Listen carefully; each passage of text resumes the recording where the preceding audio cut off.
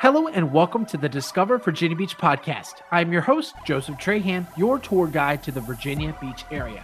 If this is your first time listening, I am so glad you found this show. Each week, I publish a new interview with locals ranging from musicians, government officials, CEOs, artists, and much more. And my aim is simple. It's to help you discover, define, and then go out and do exactly what you're looking for during your next vacation, relocation, or outing to the Virginia Beach area. And if you're looking to join in on the conversation, take part in monthly giveaways, and get your hands on my custom event calendars, head on over to Facebook and send me a friend request. That's Joseph Trahan. And check out my Facebook group of nearly 50,000 fans of the Virginia Beach area. Don't worry about writing anything down. The links for each episode, along with the Facebook groups, will be in the description below and also in the show notes. All right, here's the show. Today, I am so pumped because we get to talk about one of my favorite subjects, real estate. But not just any real estate, commercial real estate.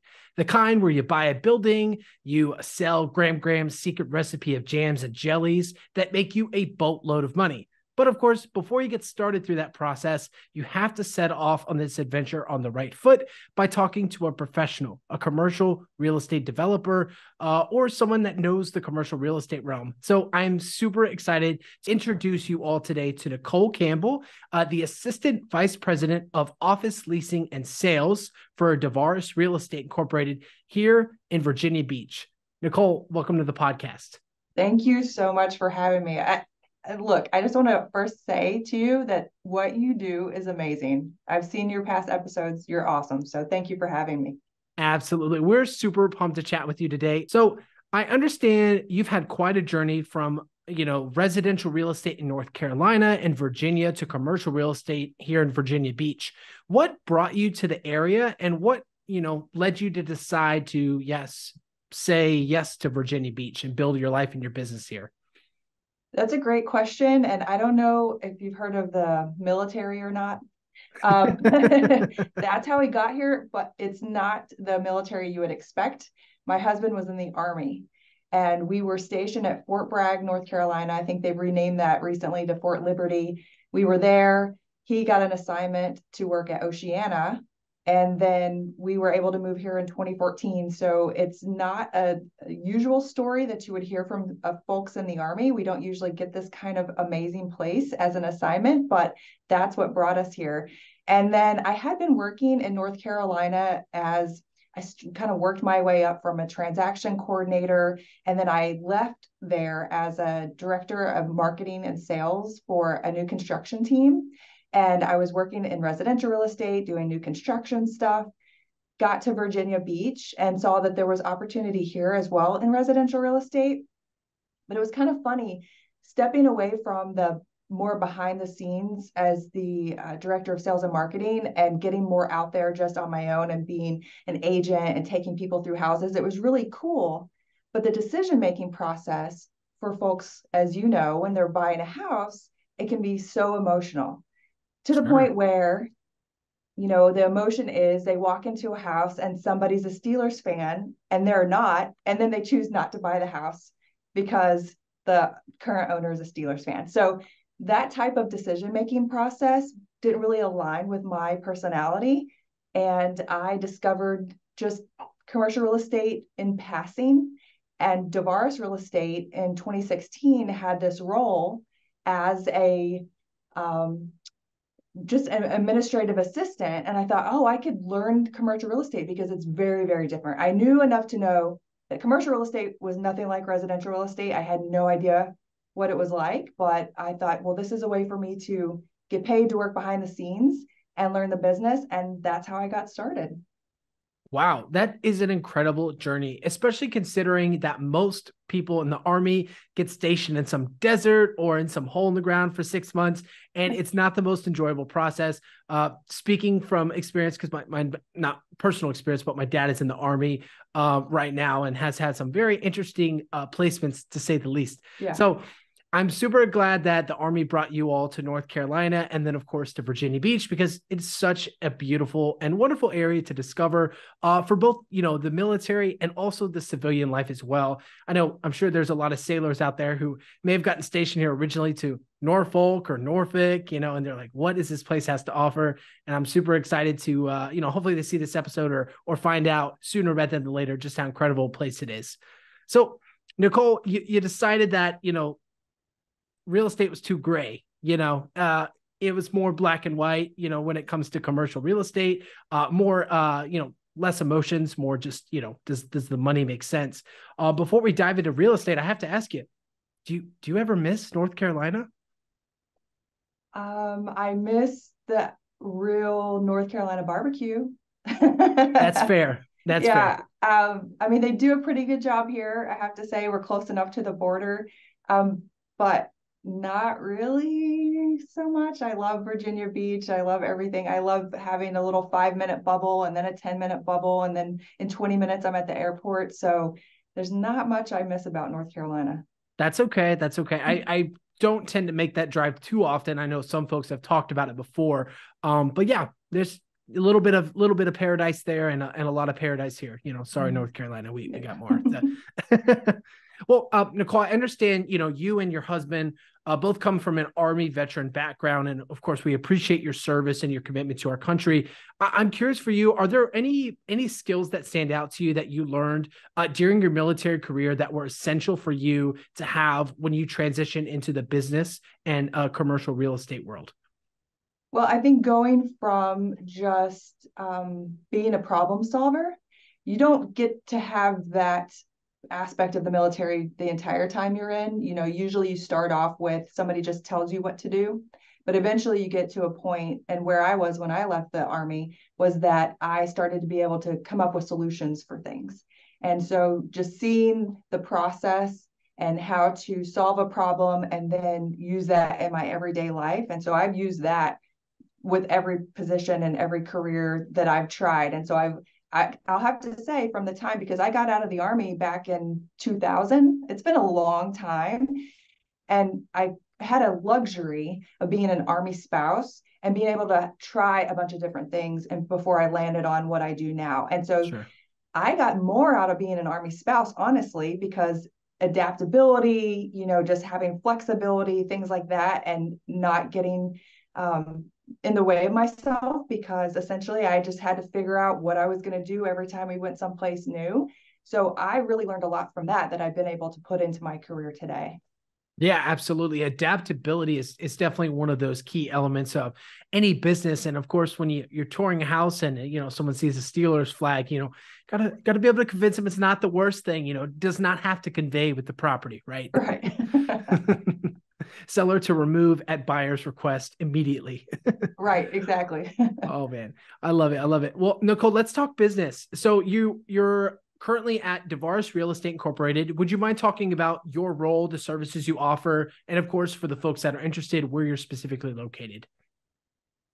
Yes. So I have two different main roles that I have in my business. And one of them is as a landlord representative, which is somebody who works for what it sounds like a landlord who has an office building and has office space to lease. And so I work with them to do the marketing, find tenants, negotiate deals for them, and get tenants in their buildings.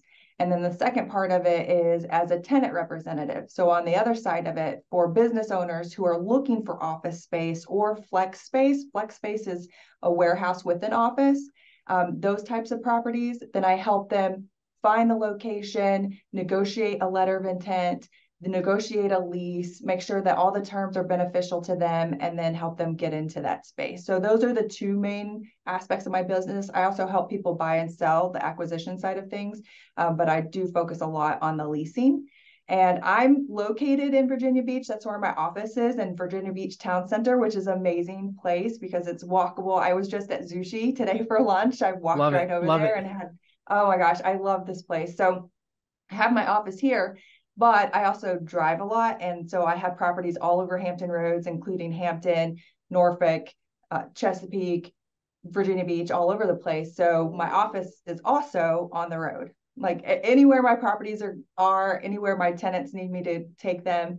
So that type of thing. So I'm in the office maybe 50% of the time doing, back end work.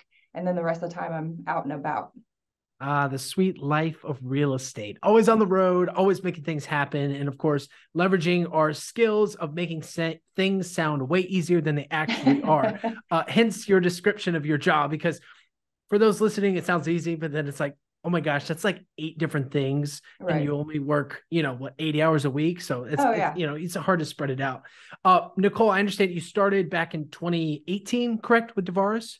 So I actually started in 2016 with them 2016. just on the transaction management side. Okay. And then in 2018, 2019 is when I got into brokerage. So I felt like I had finally learned enough after several years of seeing all the behind the scenes. It was great because I got to listen to conversations that the brokers were having around me. I got to ask questions. I got to, fill out the documents and prepare documents and things like that behind the scenes first. And then I was able to team up with another broker in my office. So Krista Costa, who's been in the business for over 20 years, she and I teamed up. And that was the other huge thing. Like I could not have done it just out on my own at all. So that's getting into brokerage it was very scary.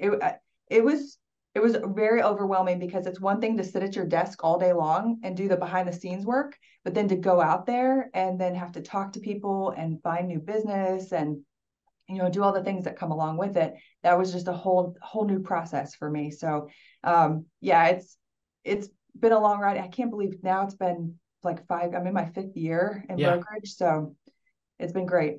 Absolutely. Absolutely. And so Nicole, during that training time, you mentioned that there was this overwhelming nature to the position, to the job, because in a lot of ways, the buck stops with you, right? The deal can live or die based upon the way you word things and the way in which you position your offer. Can you take us back to maybe a moment or a story that you have in your mind about an event, a negotiation, or something along the lines that really kind of tested your problem-solving skills that, put it to the test? Sure. So one of the most recent examples I have of that is I was working with a group called Warrior's Heart. They're a company out of Texas who was looking to purchase property for their rehab site for veterans and first responders. They have a location in Texas near San Antonio. They wanted to open a place in Virginia. And so I'd been helping them look for locations, and we found something off market. And it ended up being probably the most stressful time of my life. And this wasn't even anything to do with the negotiation part of it, because all of that was a lot too, because we were dealing with somebody who wasn't necessarily, at first they didn't even want to sell the property. And so there was a lot that went on there. But then we finally got down to it and we were at closing day.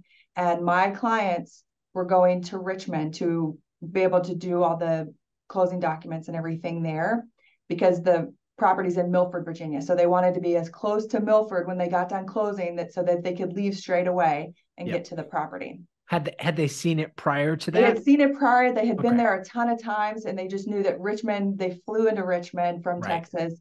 We wanted to close there. And so we have an office, a Divaris Real Estate office there. It was a Friday afternoon. And so as you can imagine how Fridays go. The best closing day in the world, right? Friday afternoons. Exactly. And I think that day there was probably a holiday coming up on the next week. And so we would close early. And so the office closed down. It was me and my clients. I've never worked in this office before. And something came up where the attorney needed a specific signature on a document. And I had to figure out, oh my gosh, it was the craziest thing. So I'm trying to figure out how to log into the computer, how to log into the printer, because it's a separate system, just all this stuff. And I mean, long story short, we figured it out. But in those moments, I'm not going to lie, I was sweating because I was like, if I don't get this done and I can't make this happen. Oh, you know what I did? I called the IT guy. That was the best part about it, is that our IT guy that we had on staff answered my call at like 4:00 on a Friday afternoon, the Friday before a holiday.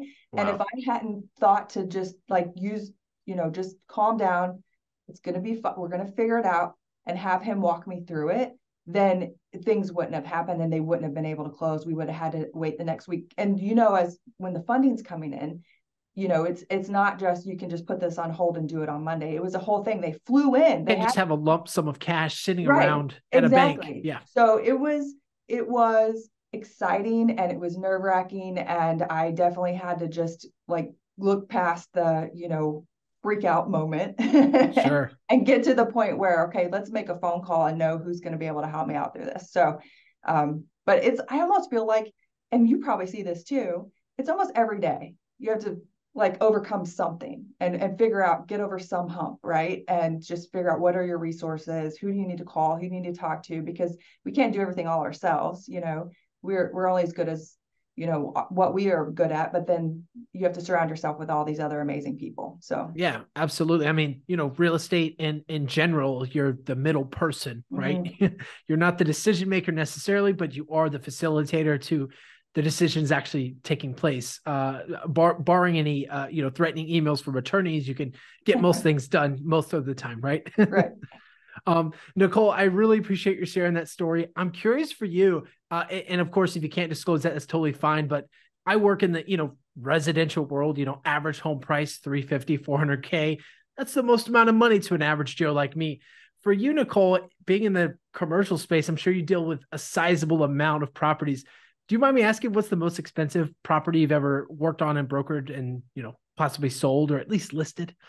Well, so that was the most expensive by far. And it's even the whole scheme of things. So that was a $7 million purchase. That deal right there, the Yes. one where all the pressure was on and the Yes. IT guy, that was $7 million. Yeah. So a $7 million purchase. But I would just say on the day to day, most of my income comes from leasing. And Sure. so that's, $5,000 here on a commission, but you get paid differently. So at a closing, the funds are there right away.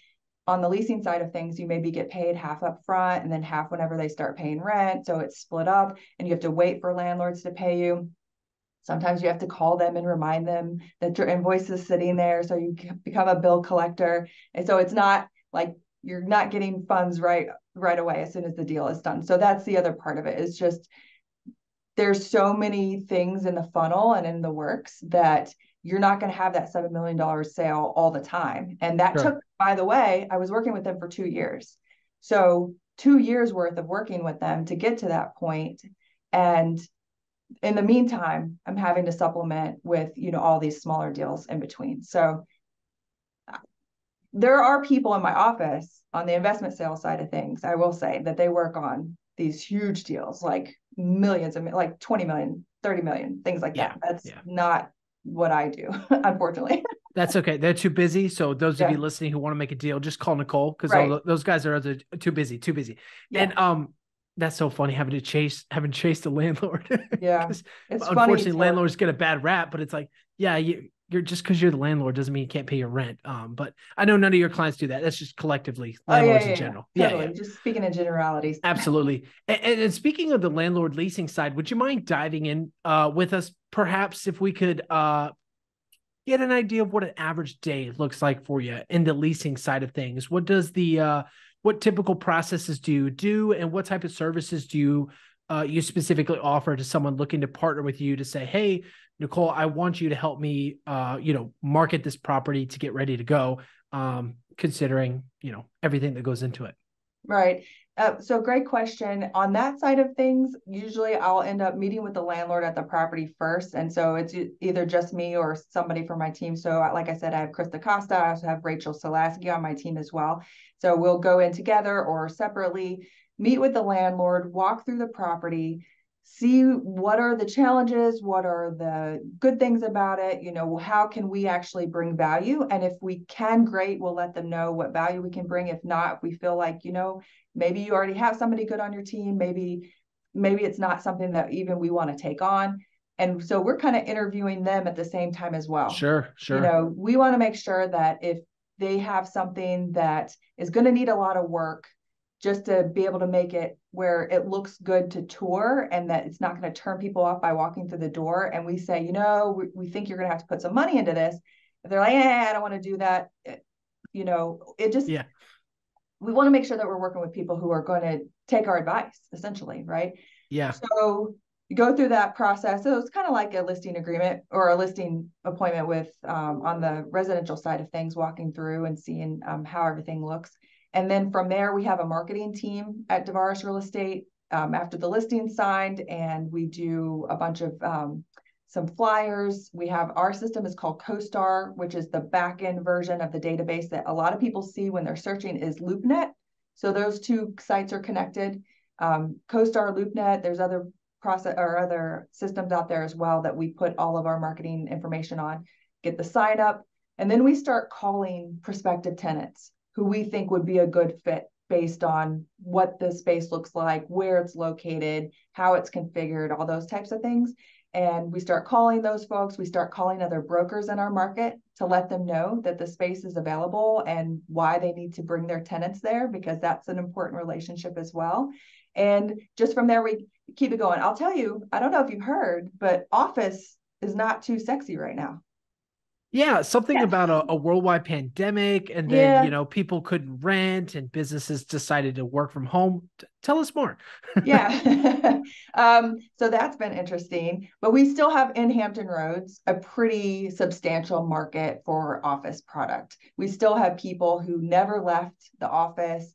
They never went home, or if they did, they came back right away. And it's a little bit because it has to do with the military, the people who work with the military, the government contractors, that type of thing. And just we're a little more insulated because we didn't have these 50-story high-rise buildings Right. where thousands of people flood into one elevator, and they weren't worried about that so much. So we've been a little insulated from that. I'm not going to say it's been fantastic this year. Next year, we feel like it's going to be down a little bit more. Sure. So it's really just educating people who think they may need office space or think they may need to downsize. Maybe they think they don't need it anymore at all. Like, how do we work with those folks to say, well, if you need an office to be able to make sure that your business succeeds, what does that look like? And Right. maybe it's not the same today as it was 4 years ago. It's probably not. So let's work together to figure out if this is the space you need to be in. Do you need to just call it quits and not have an office space anymore? Or how can we help you get to a point that makes sense for you? So yeah, it's an interesting time right now where we have people in our industry, the contractors who do tenant build outs for us, the office furniture people, the designers, all those groups, we all kind of share what we're seeing in the market. And it's really just people who want to have an office space and they want it to feel good to their employees. And like, Right. how do we make that happen? No, absolutely. Yeah. And that makes a lot of sense too, that you would collaborate with those folks because it all benefits you all, right? When you get office space, you have a referral, just like a cleaning company or insurance company, everyone kind of works together to facilitate the landlord. Yeah. And fun fact, and I'm sure you know this as well. So I was reminded of the Virginia pilot article back in 2022, where they referenced, I think it was just vacancy rates in town center. It went down like 1%. Like, we actually gained more businesses than we did lost in town center, which if that doesn't speak to the insulation of the economy and market here, landlords, you're missing out. Investors, you're missing out. I mean, Lego's here now. Bath and Body Works have moved in. We have the whole, and I tell all my Facebook friends this too, all my folks that are looking to retire to Florida. And I'm like, it's too hot. Come to Virginia Beach. We have a whole slew of retirement facilities just across from town center throughout the area to really facilitate, a life with tons of amenities and hopefully more walkability. I don't know. Right. I don't know if you have anything to do with that, Nicole, but maybe more walkability might be nice too. No, that's absolutely right. People are looking for that. And so I think it's just a matter of developers figuring out how can we make sure that we tap into it, because we all experienced a time, as bad as things were during the pandemic, I think, got to experience something that maybe we never would have before in our lives, where it's having some flexibility, being able to get outside and be away from people, but like just even getting outside a lot of times during your workday, that I think made people realize, okay, I need to have this. If I'm going to be back in the office and I'm going back to work, I need to have some ability to get out and just walk around and not have to get in my car and not have the commute or whatever the case is. So I think people who are able to tap into that, we call it a flight to quality. And Yeah. so town center specifically is the quality for our area. And so people are you're right. I mean, the vacancy rates are still exactly where they were. I don't think they have maybe just a few spaces available here, and it's just growing like crazy. So Yeah, absolutely. Absolutely. Well, Nicole, it's been a great conversation. I know we have a hard fast deadline at 3:00, so I want to be respectful of your time. With that said, Nicole, I'd love to hear from you and Divaris and your team. Community is a big part of this podcast and the Facebook group, and of course, just how we live and vibe here in the Virginia Beach area. I'd love to know for you and your team, what aspects of the community have influenced the way in which you conduct your business and how you operate it here in the area. oh, that's a good question. Well, I can speak for myself specifically, and the community here that I have been involved in that's affected me most in just business and across all the board is the soccer community. So my youngest son plays soccer and has forever, and watching him grow up do that, and then having the facilities that we do here, which the Hampton Road Soccer Complex is just the most amazing complex on the East Coast. Having that, and then seeing other grassroots soccer things pop up. There's a group called oh, I'm gonna have to look it up and get back to you, because there's a nonprofit that's in town that goes and has little soccer things around in different apartment Oh complexes, yeah, that they yeah. have like pickup stuff, and it's just like knowing that we have a way that we can have kids and adults stay active, and then it turns into almost a family, right? Like my son has grown up with these kids. I started playing soccer recently at the field house, which is another great place that we have in town. I'm not going to say I'm good at all, but it's created like another little family for me. And so just having that has made me feel like this is a place that we're never leaving. There's so many great things about our area, but for us, my family specifically, soccer has been huge. So Love I it. don't, if you guys, are you familiar with that we even have, do you know about VB United? I My have son's had a team? few members of our Facebook community reach out to me about that. I haven't gotten any specifics, but it seems that there are more sports plexes and outdoor activities geared more towards soccer that have really popped up within the past, I think, 5 to 10 years. And it's just becoming more common now that we're anti-lockdown and more out and Right. about in the community. But yeah, any information, feel free to send it over. I'll include it in the show notes along with your information as well, Nicole. That way folks can check out everything you have going on and your super sleek website. I was just like staring at that for like 20 minutes. I was like, how do I get this font here? I'll tell our marketing department that it's on point. It is on point. It is on Great. point. Well, Nicole, that brings us into our last section here, rapid fire questions. These questions are quick and fast. You can Okay. answer with as much or as little information as you like. Are you ready? Yes. Do you prefer indoor or beach soccer? And when I say indoor, I'll just say facility soccer. Indoor. Favorite spot to visit here in the Virginia Beach area? The beach. Which beach, Nicole? There's 10. Sandbridge, sorry. Stanbridge. Love it. Yep. Love it. One word to describe the Virginia Beach commercial real estate market. Steady. That's what we like to hear. Are you more of an early bird or night owl in your Night business? owl, no question. And do you prefer coffee or tea during working Coffee. hours? Oh, Love it. all the time. Is there a book or author that has influenced you personally or professionally in any manner? Yes. How to Win Friends and Influence People. Great book. Classic. Dream vacation destination. If you could go anywhere in the world to visit, where would you go? So what is it in Italy? Is it the Amalfi Coast, I think is what it's called? Oh, I don't know. I think, But Italy's a great pick. yeah. Italy in the summertime would be great. Love it. Last one for you. Advice you'd give to someone starting off in commercial real estate, aside from the simple fact of giving you a call, signing up for an internship, and joining your team? What other piece of advice would you give them? Getting out there, getting yourself visible is huge. People have to know who you are and what you do.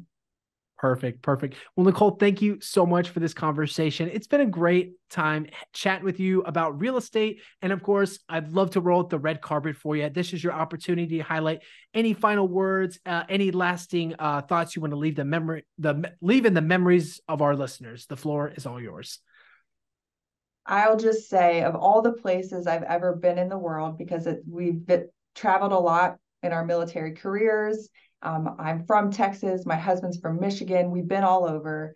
Virginia Beach, when we got here, we knew we were never leaving. And this is just the most amazing place.